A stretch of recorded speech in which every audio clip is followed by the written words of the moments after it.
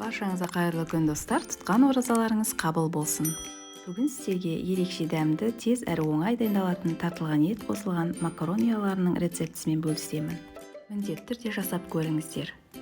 Бізге қажетті ингредиенттер: 10 дана макарон ұялары, 350 грамм тартылған ет, 2 дана жуа, 1 дана сәбіз, 2 түйір сарымсақ, 2 ас қасық томат пастасы, сұйық май, тұз, қара бұрыш және де су. Жуаны көбіктеп кесіп тартылған етке қосамыз. Сарымсақты пресстен өткізіп саламыз. Тұз, қара бұрыш сеуіп жақсылап араластырамыз.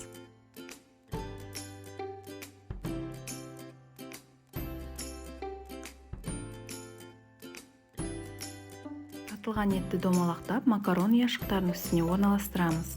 Дайын ұяшықтарды шетке қоя тұрамыз. Енді құрғақ табаны қатты отқа қойып, үстіне сұйық май құямыз.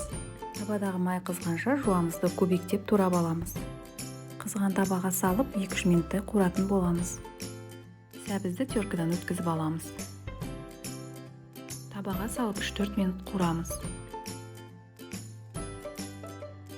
Табаға томат пастасын салып кішкене су құйып жақсылап араластырамыз. Тұз, бұрышын саламыз.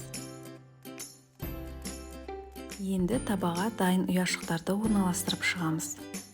Макаронды жауып тұратындай етіп су құямыз. Суы қайнағаннан кейін табаның астын баяу отқа қойып 30 минут пісіретін боламыз. Егер суы тартылып қалып жатса, қайнаған ыстық су құйса болады. Біздің ерекше тағамымыз дайын болды. Дәмі керемет, шырынды, нәзік, жұпар иісті болып шықты. Тез дайындалатын бұл тағамды міндетті түрде жасап көріңіздер. Назарларыңызға үлкен рахмет. Видео ұнаса, лайк басып, комментарий қалдырыңыздар. Каналыма тіркеліп, қоңыраушаны басып, все нұсқасын таңдап қойыңыздар. Келесі кездескенше сау болыңыздар.